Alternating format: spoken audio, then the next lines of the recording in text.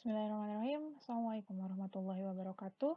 Jumpa lagi di channel No Chemistry No Life. Masih bersama guru kimia kesayangan Anda, Hanifah Jawas.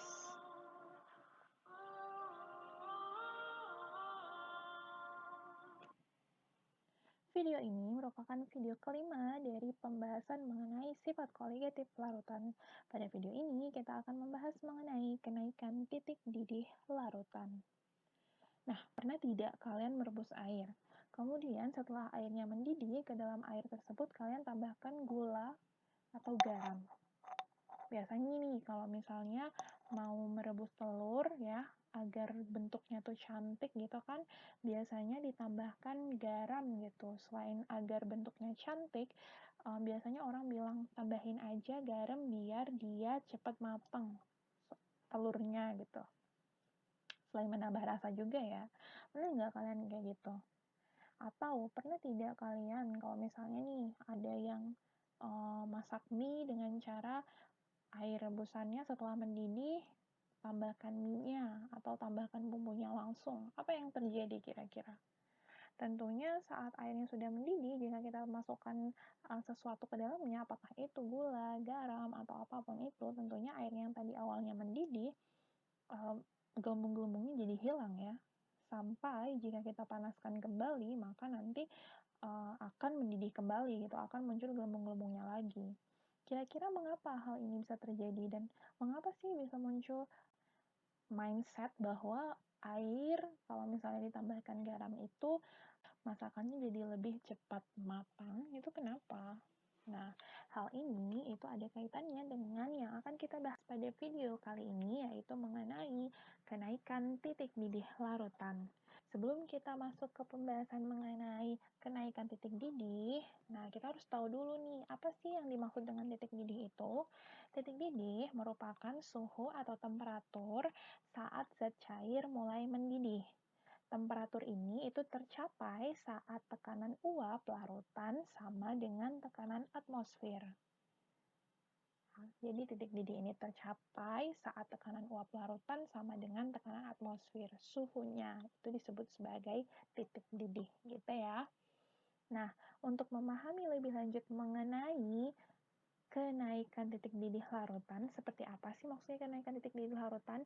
Di sini kita akan melakukan suatu percobaan melalui virtual lab.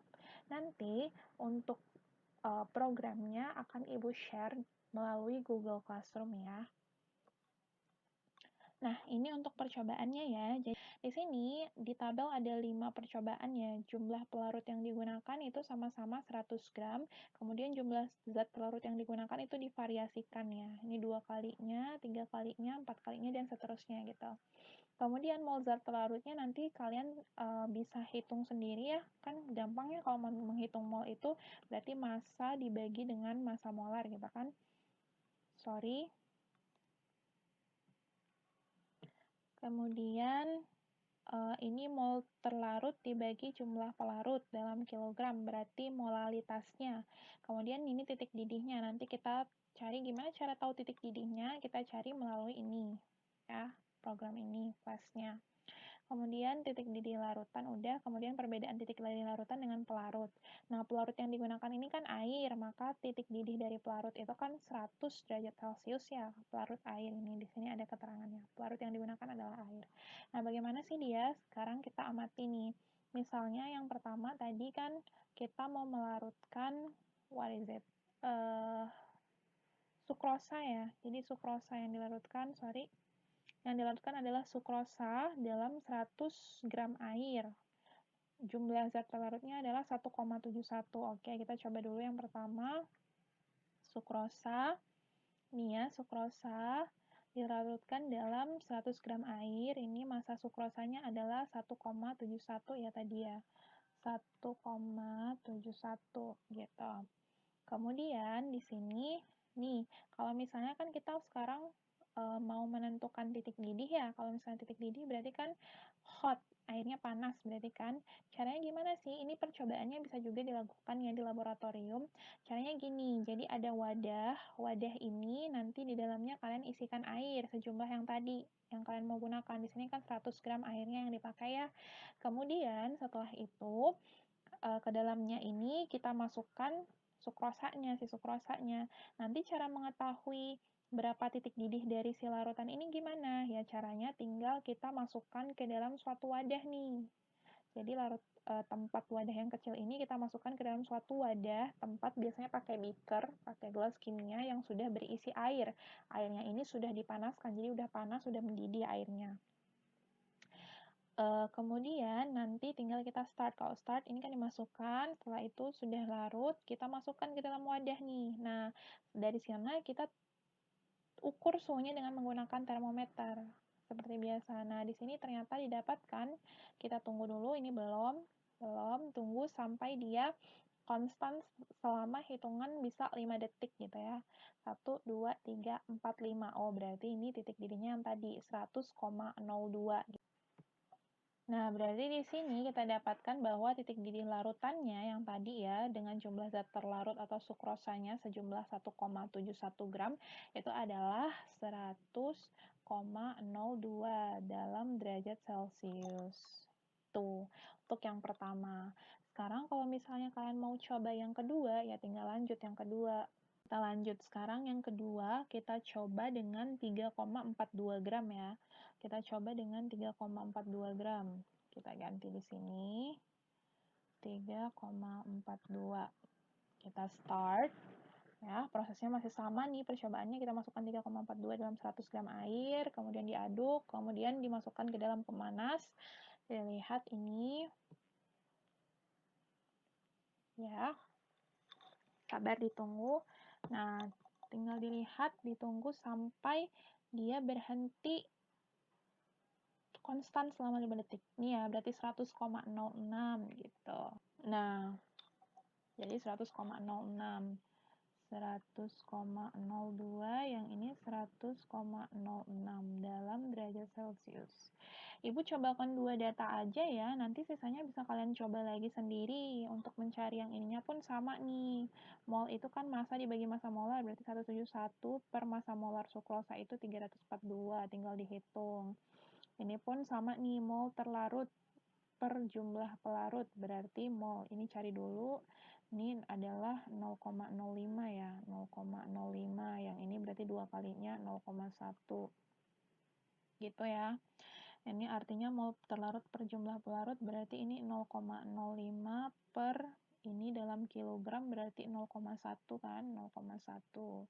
Yang ini sama 0,1 per 0,1, berarti ini artinya dia adalah 0,5 molal.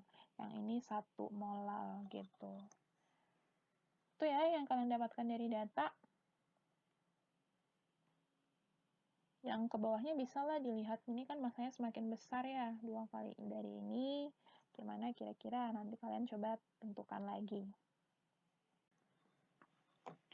Nah, jadi artinya dari yang tadi, ini ya, Ibu sudah isikan 2 data, hanya 2 data, nanti yang ke bawahnya bisa kalian coba lagi sendiri. Dari 2 data ini, kita sudah dapatkan nih, oh ternyata molnya semakin ke bawah, molnya semakin besar ya, karena masanya semakin besar. Kemudian ini mol terlarut per jumlah pelarut dalam kilogram, berarti molalitasnya ya, yang ini molalitasnya juga semakin besar. Titik didihnya gimana nih? Ternyata kalau misalnya molalitas atau jumlah dari zat terlarutnya semakin besar, titik didihnya didapatkan semakin besar. Perbedaan titik didih larutan dengan pelarutnya. Ternyata kalau misalnya pelarutnya kita adalah 100 derajat Celcius, gimana jika dibandingkan dengan titik didih larutan? Iya ya. Jadi di sini kita dapatkan yang pertama poinnya adalah jika dibandingkan pelarut dengan larutan itu ya, titik didih larutan itu lebih tinggi dibandingkan siapa? Dibandingkan dengan titik didih pelarut gitu. Dari mana tahu ini ya? Tadi udah kita coba 2 kali. Kalau pelarutnya yang digunakan adalah air, yaitu 100 derajat Celcius titik didihnya. Ternyata larutan yang sudah ditambahkan, ini yang pertama adalah 1,71 gram sukrosa, itu titik didihnya 100,02. Sedangkan yang kedua ditambahkan 3,42 gram sukrosa, itu naik jadi 100,06. Itu ya. Itu yang pertama, kita dapatkan kesimpulan. Kesimpulan kedua, kita dapatkan bahwa semakin banyak jumlah zat terlarut, ya, jumlah zat terlarut, ternyata titik didih semakin tinggi gitu. Itu sudah kita dapatkannya dari sini, dari data. Nah, mengapa titik didih dari pelarut lebih rendah jika dibandingkan dengan titik didih dari larutan? Silakan perhatikan ilustrasi berikut.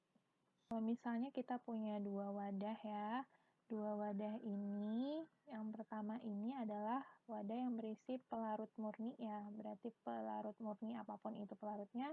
Misalnya kita punya air, yang tadi satunya adalah larutan. Kalau misalnya kita punya misalnya larutan sukrosa ya, berarti di sini kan pelarut itu berarti hanya ada air saja. Kalau yang larutan berarti air ditambah dengan molekul-molekul dari zat terlarut ya. Zat terlarutnya kalau misalnya sukrosa ya berarti sukrosa gitu. Nah, sekarang kira-kira kalau misalnya yang tadi kan kita sudah dapatkan kesimpulan bahwa titik didih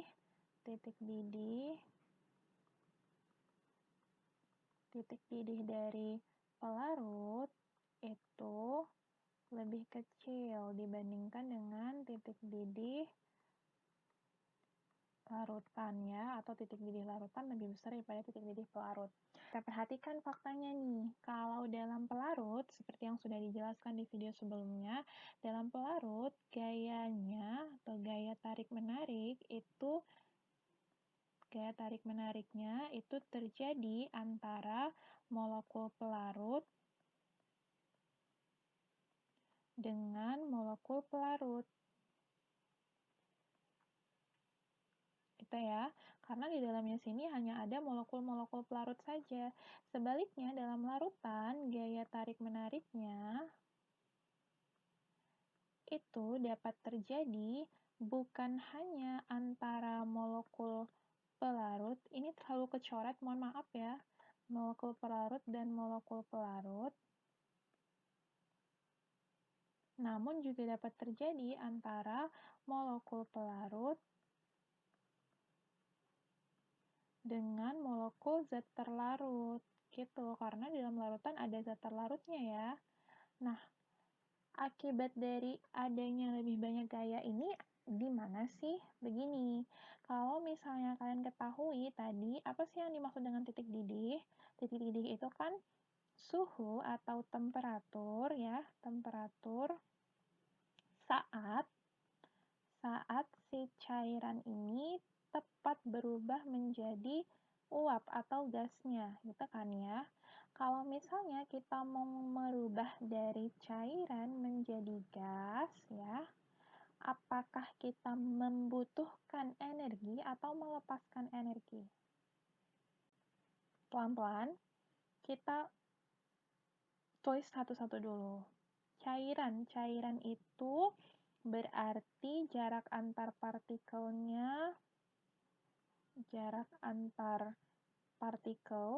itu renggang ya. Kalau dicair kan jaraknya agak renggang ya. Gas itu jarak antar partikelnya jauh. Jadi dari jarak yang renggang ke jarak yang jauh ini harus diberikan energi. Gitu. Harus diberikan energi agar jaraknya semakin jauh. Mengapa? Karena kan kita tahu nih, kalau misalnya jaraknya jauh itu bebas bergerak gitu kan ya. Jadi dari yang renggang, yang masih renggang dekat. Kalau mau menjadi jauh, itu harus diberikan energi dia. Oleh sebab itu, nih, tadi diberikan energi. Sekarang, kita balik lagi ke pernyataan yang gaya tarik nih. Kalau di pelarut, gaya tariknya hanya antara molekul pelarut dengan molekul pelarut.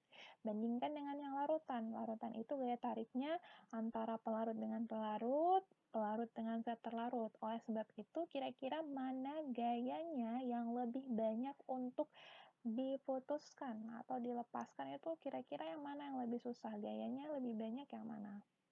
Tentunya yang lebih banyak gayanya itu akan membutuhkan lebih banyak energi ya. Jadi larutan ini akan membutuhkan lebih banyak energi dia agar mencapai dari yang cair itu berubah menjadi gas gitu. Karena dia perlu lebih banyak energi ya, karena dia perlu lebih banyak energi, maka titik didihnya akan semakin meningkat. Oleh sebab itu, titik didih larutan itu lebih tinggi dibandingkan titik didih pelarut.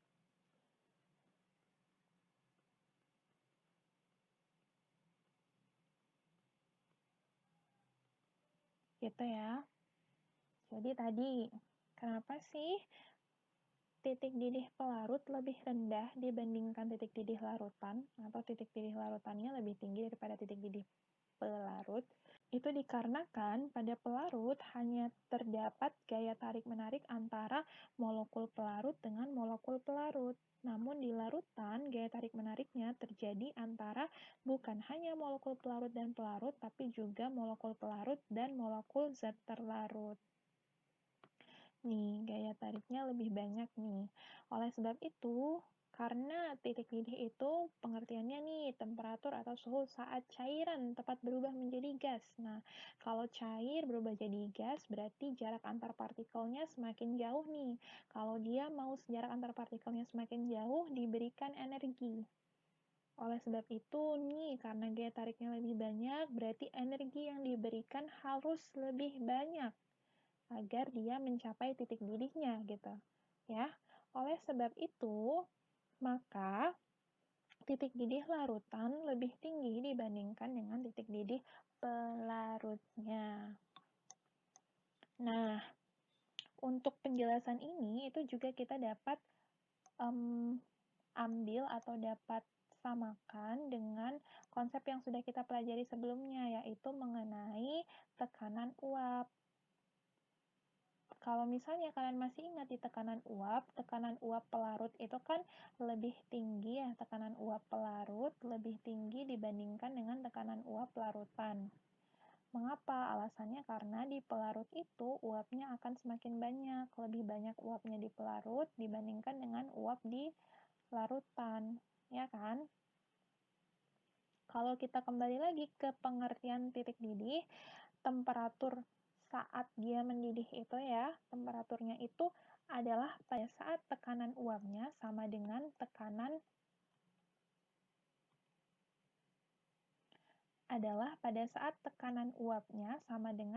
atmosfer ya. Pelarut ini kan uapnya lebih banyak ya. Artinya kalau dia uapnya lebih banyak, tekanan uap dari pelarut ini akan lebih cepat mencapai sama dengan tekanan atmosfernya. Oleh sebab itu, pelarut ini punya titik didih yang lebih rendah dibandingkan dengan titik didih dari larutannya. Itu kalau dihubungkan dengan tekanan uap. Diulangi sekali lagi. Jadi, sebelumnya kita belajar tekanan uap. Tekanan uap larut lebih besar daripada tekanan uap larutan.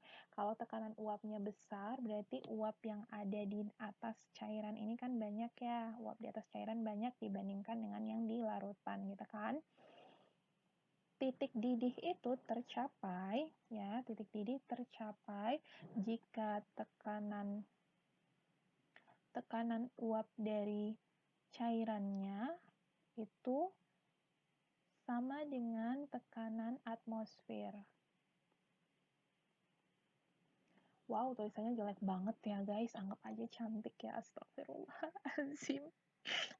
Intinya, kalau tekanan cair pada pelarut itu kan uapnya banyak, tekanannya itu lebih banyak ya, lebih cepat banyak dia kan. Oleh sebab itu, dia akan semakin cepat mencapai keadaan tekanan uap cairan sama dengan tekanan atmosfer ini. Oleh sebab itu, titik didihnya ya rendah. Kalau larutan, dia lama mencapai keadaan di mana tekanan uap cairan itu sama dengan tekanan atmosfer, itu lama dia mencapainya. Karena itu maka kita bilang titik didihnya tinggi gitu. Ini untuk penjelasan mengenai titik didih larutan sifat koligatif. Nah, di sini kita memiliki kurva PT tekanan temperatur larutan terhadap pelarut. Jadi akan dibandingkan bagaimana sih kurva PT dari larutan dan juga dari pelarut. Nah, bagaimana cara membaca kurva ini? Jika kalian amati di sini, itu yang sumbu Y ke atas itu adalah tekanan dalam atmosfer, sedangkan yang sumbu X itu adalah temperatur dalam derajat Celcius. Kalau kalian amati, pada kurva ada 3 daerah yang digambarkan dengan warna yang berbeda nih ya. Untuk yang warnanya orange kecoklatan itu keadaannya solid atau padatan. Untuk yang warna kuning itu keadaan cairan, liquid ya. Kemudian untuk yang warnanya biru itu keadaannya gas. Di sini karena kita akan membandingkan kurva PT larutan dan pelarut, maka kalau kalian lihat di sini ada 2 kurva yang digambarkan dengan warna hitam dan juga merah. Untuk yang warna hitam, yang ini, kurva pertama, itu merupakan kurva dari pure solvent, berarti pelarutnya. Sedangkan untuk kurva kedua, yang warnanya merah, itu merupakan kurva dari solution, larutannya. Pada pembahasan ini, kan kita akan membahas mengenai titik didih ya. Maka kalian ingat kembali bahwa titik didih itu merupakan temperatur atau suhu saat suatu cairan tepat berubah menjadi gas. Maka yang kita perhatikan hanya keadaan yang cair menjadi gas saja, yang kuning, biru gitu ya. Nah, di sini jika kita ingin membandingkan, maka kita tentukan suatu yang sama, yaitu tekanannya sama. Kita lakukan misalnya pemanasan yaitu larutan dan juga pelarut pada tekanan yang sama. Tekanannya yaitu 1 atmosfer ya. Nah, jika suatu pelarut kita panaskan pada tekanan 1 atmosfer, maka awalnya dia akan ada di sini ya, pada keadaan cairnya kan. Nah, dengan meningkatnya suhu, semakin ke kanan artinya ya, ke kanan sumbu X itu kan temperatur ya, maka semakin ke kanan berarti suhunya semakin tinggi ya. Kalau suhunya semakin meningkat, pada suatu waktu akan kita dapatkan keadaan di mana zat cairnya ini akan tepat berubah menjadi gas. Keadaan ini digambarkan di titik ini nih, di titik D.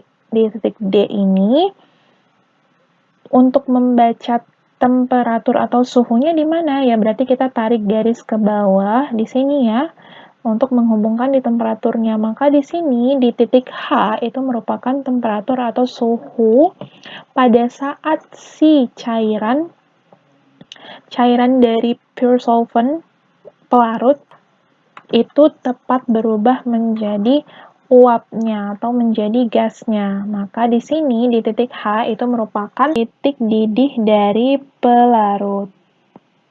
Titik H ini titik didih dari pelarut. Gitu. Kemudian kalau misalnya kita mau mengetahui bagaimana sih titik didih dari larutannya, ya sama, larutan berarti kan tadi nih, jika kita punya suatu larutan sama diukur pada tekanan 1 atmosfer, kita panaskan. Pada suatu waktu, larutan itu akan mencapai keadaan di mana zat cairnya akan tepat berubah menjadi gas ya. Itu di sini digambarkan di titik E. Suhunya dibaca di mana? Berarti suhunya dibaca di titik I di sini. Berarti titik I ini merupakan titik didih dari larutan. Gitu. Jadi dari sini pun kalian dapat amati nih, dapat kalian perhatikan bahwa titik didih dari pelarut itu akan lebih rendah dibandingkan dengan titik didih air larutan. Kan karena semakin ke kanan itu artinya suhunya semakin tinggi gitu kan. Atau sebaliknya titik didih larutan kita dapatkan di sini yang digambarkan oleh titik I itu lebih tinggi dibandingkan dengan titik didih pelarut yang digambarkan oleh titik H. Itu ya kurva PT, tekanan temperatur larutan terhadap pelarutnya. Sekian untuk video kali ini. Semoga apa yang diberikan di video ini bisa bermanfaat untuk kalian semua. Semangat belajar. Kita jumpa lagi di video berikutnya. Wassalamualaikum warahmatullahi wabarakatuh.